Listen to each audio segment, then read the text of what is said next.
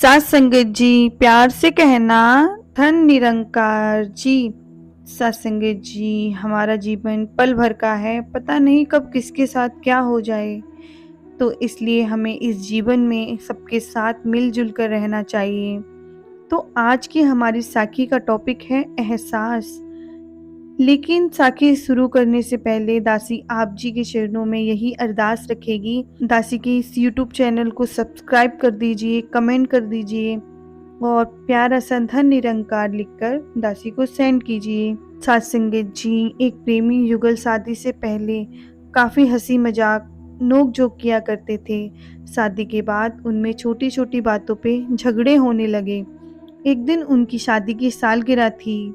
सात संगत जी, बीबी ने कुछ नहीं बोला, वो पति का रिस्पॉन्स देखना चाहती थी। तो सात संगत जी, सुबह पति जल्दी उठकर घर से बाहर निकल गया।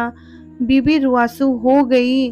2 घंटे बाद डोरबेल बजी। वो दौड़ती हुई गई, जाकर देखा, दरवाजा खोला। सात संगत जी, दरवाजे पर गिफ्ट और केक के साथ उसका पति था। तो सात संगत जी, पति ने गले लगा के सालगिरह विश किया। फिर पति अपने कमरे में चला गया।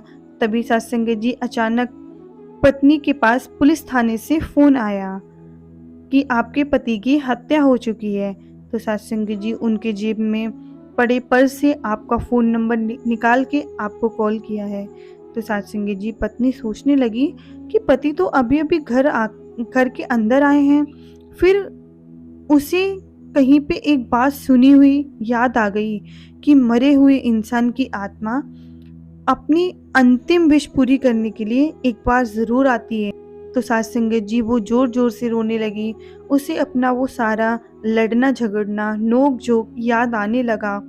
उसे पश्चाताप होने लगा कि अंतिम समय में भी वो अपने पति को प्यार न दे सकी।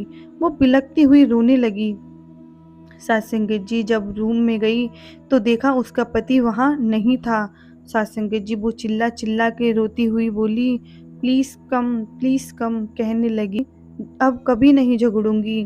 सात संगत जी, तभी बाथरूम से निकल के उसके कंधे पर किसी ने हाथ रखा।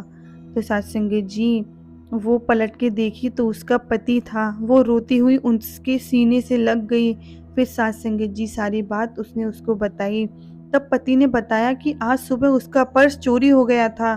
फिर उसके दोस्त की दुकान से ये सारा सामान उधार लेकर आया है। तो सात संगत जी, जिंदगी में किसी की अहमियत तब पता चलती है जब वो नहीं होता।